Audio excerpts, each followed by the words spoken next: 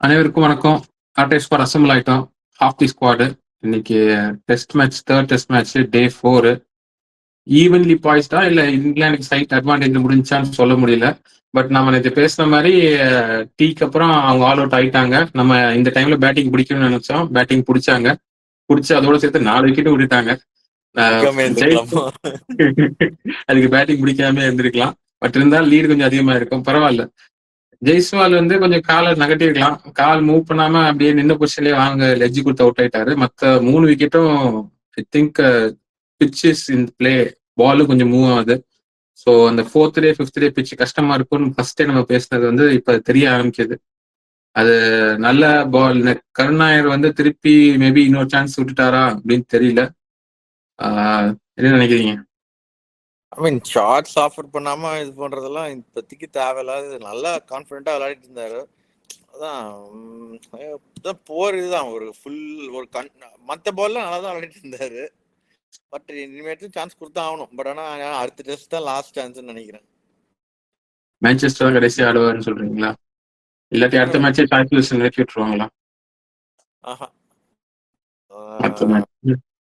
But இப்போதைக்கு KL ராகுல், நாளைக்கு பந்த், அந்த ஒரு பார்ட்னர்ஷிப் தான். அது ஓரளவுக்கு போச்சுன்னா ஒரு 50 கூட ஓகே.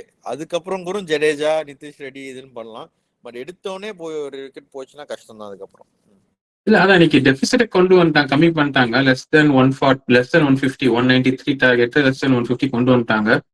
அந்த டார்கெட்னு சொல்றப்ப நம்ம பவுலிங் இன்னைக்கு வந்து பும்ரா அன்பார்ச்சுனேட்லி காலைல நல்லா போட்டாரு, கிளிக் ஆகல. கடைசியில ஒரே ஒரு விக்கெட் தான் எடுத்தாரு. அது ஒரு நல்ல டெலிவரி. மற்ற வாஷிங்டன் சுந்தர் ஸ்பின்னரா ஆல்ரவுண்டரா பேட்டரா அப்படின்னு கேட்டிருந்தீங்க. நான் ஸ்பின்னரும் கூட, நான் ஆல்ரவுண்டர் கூட ப்ரூவ் பண்ணிட்டாரு. டக்கு டக்கு டக்குன்னு அதுவும் பெரிய விக்கெட்டா எடுத்தாரு. ஜேமி ஸ்மித், ஸ்டோக்ஸ் அப்படின்னு அடிச்சா பெரிய விக்கெட்டா எடுத்தாரு. ரூட்டு 3 பெரிய விக்கெட் எடுத்தாரு. அதாவது இந்த இதுல ஸ்டோக்ஸ் பேருக்கு, மற்றபடி ரூட்டும் ஜேமி ஸ்மித்தும் பெர்ஃபார்மிங் திஸ் இந்த மேட்ச்லயும் இந்த சீரீஸ்லயும். ஸோ நல்ல பவுலிங் பண்ணாரு. ஸோ கண்டினியூ பண்ணுவாருன்னு தான் நம்ம எதிர்பார்க்கிறோம் அடுத்த மேட்சுக்கும். நல்ல டார்கெட் ரெஸ்ட்ரிக்ட் பண்ணிட்டாங்க. இல்ல இன்னும் கம்மி பண்ணிருக்கலாமோ? இல்ல இதுக்கு மேல நான் எதிர்பார்த்தல 250 எதிர்பார்த்தேன். இதெல்லாம் வந்து எவ்வளவு சந்தோஷமா தான் இருந்தேன். 195 வந்து முதல்ல சொல்லியிருந்தாங்கன்னா அப்வியஸா ஜம்ப் த ஆப்பர்ச்சுனிட்டி. என்ன 4 விக்கெட்டுன்னு நம்ம பாக்குறோம். பட் 3 விக்கெட்னு பாக்கணும். 3 விக்கெட்டு பிளஸ் ஆகாஷ் தீப் ஏதோ அவரு 11 பால். இந்த பந்த் தான் அவுட் ஆயிருந்தாருன்னா நான் அப்படி பாருங்க, நாளைக்கு காலையில பந்தும் அவுட்டு அப்படின்னு போயிருந்தா இன்னும் எவ்வளவு பேட் நிலைமையில இருக்கும். ஸோ அது ஓகே. அதான் நாளைக்கு ஃபர்ஸ்ட் செஷன்ல வந்து கேஎல் ராகுலும் பண்ணிட்டோம் ஓரளவுக்கு நின்றுட்டாங்கன்னா, ஒரு 50 ரன் சொல்றேன், 50 ரன் அடிச்சிட்டாங்கன்னா அதுக்கப்புறம் இந்தியா கூட அடிக்க தேவையில்லை. நாளைக்கு ஃபுல்லா மெதுவா தட்டிட்டு இருந்தா கூட ரன் ஆட்டோமேட்டிக்கா வரும்.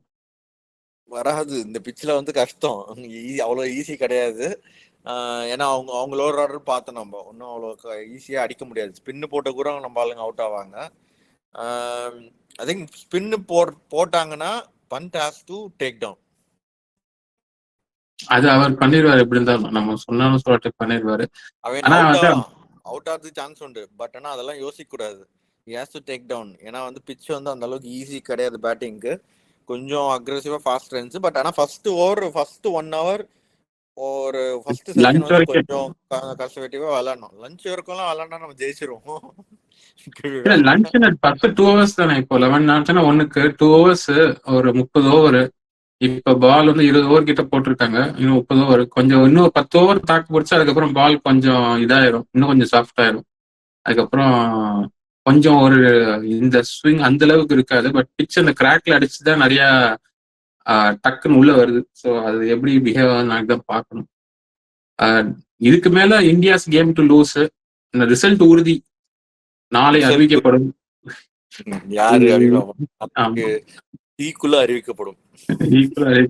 வந்து நிறைய பேர் சொன்னாங்க இந்த இங்கிலாந்து பேட்டிங் பிடிக்கிறப்ப டிரா ஆப்ஷன் இருக்கு, ஏன் டை கூட ஆகலாம், ஏன்னா ஃபர்ஸ்ட் இன்னிங்ஸ் டை ஆயிடுச்சு, அந்த மாதிரி கூட சொல்லலாம். இல்ல டை இன்னும் பிளேல இருக்கு, டை கூட ஆகலாம், ஸ்டில் இன் பிளே. அறிவிச்சாங்கன்னா நம்ம தோத்துட்டோம். அறிவிச்சாங்கன்னா நம்ம ஜெயிக்கிறதுக்கு வாய்ப்பு உண்டு. இல்ல லஞ்சுக்குள்ள தெரிஞ்சிடும். நாளைக்கு லஞ்ச் வரைக்கும் தாக்கு பிடிச்சாங்க தெரிஞ்சிடும். கேஎல் ராகுல் வந்து ஒரு இது வந்து ஜஸ்ட் இந்த ஓக்ஸ் ஃபர்ஸ்ட் கேட்ச் பிடிக்க வேண்டியது கஷ்டமான கேட்ச் விட்டாரு.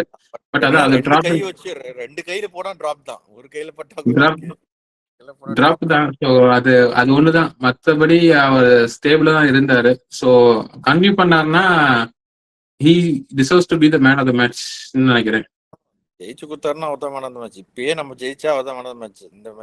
இந்த டெஸ்ட்ல செஞ்சுரி போறது எவ்வளவு கஷ்டம்னு பாத்துக்கோங்க இந்த பிட்ச்ல. ஸோ அவர் மட்டும் தான் போட்டிருக்காரு.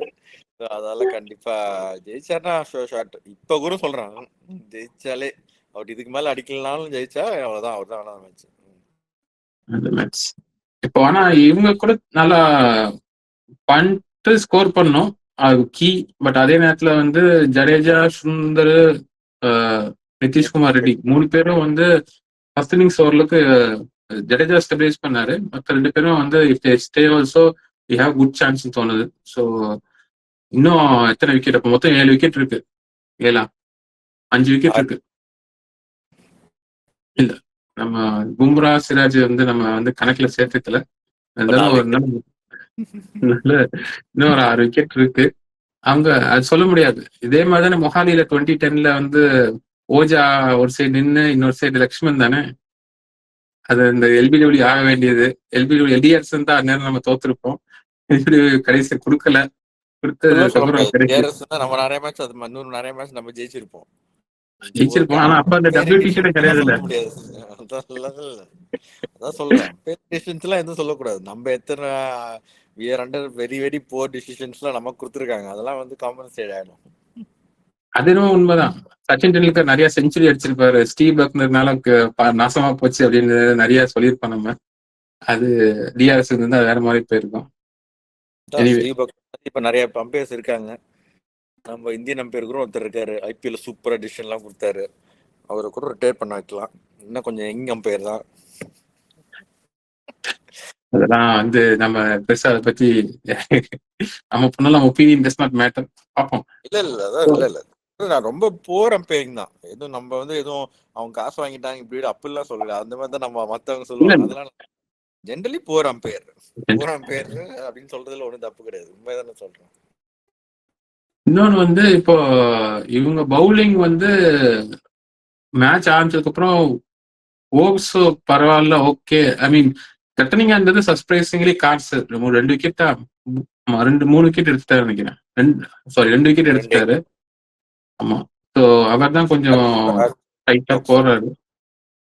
அதான் ஸ்டோக்ஸும் நல்லா தான் போடுறாரு, எல்லாமே நல்லா தான் போடுறாங்க. பிட்ச் வந்து ரொம்ப இதுவாயிடுச்சு. அந்த கிராக்ல பட்டுச்சுன்னா பால் உள்ள வருது. திடீர்னு ஒரு பால், ஒரு ஸ்டோக்ஸ் போட்ட பால் கூட ஒரு பால் பயங்கரமா பவுன்ஸ் ஆச்சு. கேஎல் ராகுல் நல்லா விளையாட்டாரு, கையை எடுத்துட்டாரு. அதே பால் வந்து நிதிஷ் ரெட்டி அவுட் ஆன பால் தான். கையை கிளவ் எடுக்கல, அவர் கிளவ் அங்கேயே எடுத்துட்டாரு. கேஎல் ராகுல் நல்லா டக்குன்னு எடுத்துட்டாரு. அதான் சில பால் பவுன்ஸ் ஆகுது கிராக்ல பட்டு, சில பால் கரெக்டா லோ ஆகுது. கில் இன்னும் கொஞ்சம் நல்லா விளையாடி இருக்கலாம் அந்த பால்ல. அவர் எனக்கு ஒரே ஒண்ணு வந்து இப்போ இருக்க டீம்ல வந்து இந்த ஓவர் அக்ரெஷன் தேவையா? அக்ரெஷன் இருக்கணும். இந்த ஃபேஸ் ஆஃப் த பிளேயர்ஸ் இந்த மாதிரி போய் நேற்று சாயங்காலத்துல இருந்து தான், நேற்று சாயங்காலத்துல இருந்து இந்த கிராலி லேட் ஆக்குறதுனால கில் அவர் போய் பண்ற கேப்டன், எங்க கேப்டன் ரீசனபிள் தான், அதெல்லாம் வந்து பண்ணணும். பட் யாராவது ஒருத்தர் பண்றது தப்பு இல்ல. அது வந்து ரொம்ப கேவலமா வந்து ரொம்ப ஆப்வியஸா தெரிஞ்சது இன்னொரு ஓவர் விளையாடக்கூடாதுன்னு பண்றது. அது இரிட்டேட் பண்றது ஒன்றும் தப்பு இல்லை. மைண்ட் கேம்ஸ் விளையாடுறது ஒன்றும் தப்பு இல்லை. நம்மளும் பண்ணோமே இன்னைக்கு. ஆகாஷ் தீப் வந்து டப்புன்னு பிசியோ கூப்பிட்டானா, அவரு ஹிப் இன்ஜுரி தான் போனாரு. ஒரு நடுவில் ஒரு 2 பால் இருக்கப்ப பிசியோ கூப்பிட்டு டேப் போட சொல்லி இது பண்ணி அதுக்கப்புறமா அடுத்த ஓவர்ல அவுட் ஆயிட்டாரு.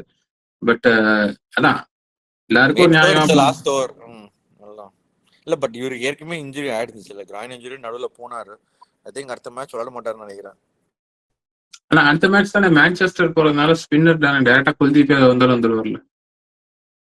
அதுக்குன்னு 2 பேரும் 2 ஃபாஸ்ட் பால் விளையாட போவாங்களா? எப்படி சுந்தர உட்கார வைக்க மாட்டாங்க, ஜடேஜா விளையாடுவாரு. ஓகே, மேபி அப்படிதான். பும்ரா ரெஸ்ட் பண்ணோம்னா பும்ராக்கு பதிலா அர்ஷதீப் வருவாரா? அத பத்தி நம்ம நாளைக்கு பேசுவோம். நம்ம ஃபர்ஸ்ட் வந்து இந்த மேட்ச் வந்து அதான் இன்பேலன்ஸ் தான். அதாவது 4வது நாளாகவும் இந்த மேட்ச் வந்து இன்பேலன்ஸ் தான் வந்து நம்ம முடிக்கிறோம். யாரும் ஜெயிக்கலாம், 2 பேரும் ஜெயிக்கலாம், ஈக்குவல் சான்ஸ் இருக்குன்னு. 4வது நாளும் அதுல அதே மாதிரி ஒரு மேட்ச் ஒரு டே கூட நம்ம ஆளுங்க வந்து பரவாயில்ல நல்லா பண்ணிட்டாங்க, நம்ம ஒரு லீடா போவோம் அப்படின்னு நினைச்சா உடனே ஆனா கொடுத்துடுறாங்க. இந்த மொமெண்ட்ஸ் தானே அதான் வினிங் த மொமெண்ட். இப்ப செகண்ட் கருணாயர் நம்ம ஒரு தடவையும் சொல்றோம் அவருக்கு நல்ல சான்ஸ், இது அவர் பொசிஷன் இது பண்றதுக்கு நல்ல சான்ஸ். போன தடவையும் சொன்னோம் ஒன்னும் பண்ணல, போன டெஸ்ட் மேட்சும் சொன்னோம் ஒன்னும் பண்ணல. இனிமேல் அவரை பத்தி பேச வேணாம்னு நினைக்கிறேன். பட் ஆனா இப்ப இன்னொரு பட் என்னன்னா கொஞ்சம் கேவலமா அவுட் ஆயிட்டு போறாரு. ஃபர்ஸ்ட் ஒரு இன்னிங்ஸ் ஏதோ கொஞ்சம் அந்த 40 வாஸ் குட் இன்னிங்ஸ். ஸோ ஒரு ரொம்ப டக்கு டக்குன்னு அவுட் ஆயிட்டாருன்னா சரி இதுக்கு மேல சான்ஸ் வேணாம்னு பண்ணலாம்.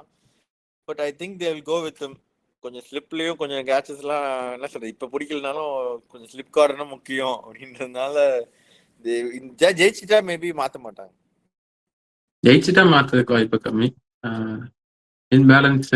பட் மோஸ்ட்லி ஐ திங்க் ராகுல் அப்ளை பண்ணி இன்னொரு ரெண்டுல யாராவது வச்சு ஒரு ஒப்பேத்தி டீம் தூக்கிட்டு போயிடுவாருன்னு நினைக்கிறேன். ராகுலே வந்து இந்த மேட்ச் வந்து சான்ஸ் கிடைச்சப்பெல்லாம் ரன் ஸ்கோர் பண்றாரு. போன இன்னிங்ஸ் மாதிரி நாட் வெரி ஸ்லோ அதெல்லாம் இல்ல.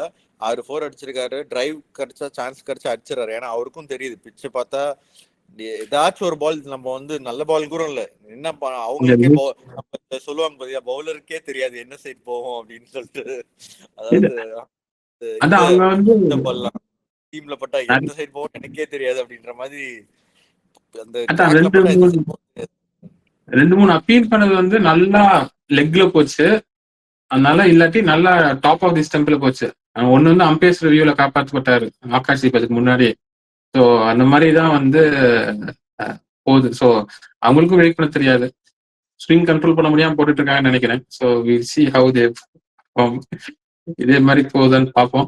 ஆகாஷ் தீப் மட்டும் அவுட் ஆகாம இருந்திருந்தாருன்னா அடுத்த நாள் வந்து ஆகாஷ் தீப் வந்து காலையில போய் சும்மா சுத்துறா ஒரு டக்குன்னு ஒரு 2 4 3 4 அடிச்சா கூட போதும்னு சொல்லியிருப்பாங்கன்னு நினைக்கிறேன். அது எப்படினாலும் பந்த் வந்து பண்ணுவார்னு நினைக்கிறேன், பார்ப்போம். அதான் ஈவன்லி பாய்ஸ்ட் அகெயின். நம்ம இந்த விக்கெட் விழாம இருந்திருந்தா ப்ராப்ளி கில் அவுட் ஆகாம இருந்திருந்தா இன் ஃபேவர் ஆஃப் இந்தியான்னு சொல்லியிருக்கலாம். But evenly பாய்ஸ்டு. So we'll be back after this match tomorrow to discuss the match and the final day review. We'll sign off for this. Bye.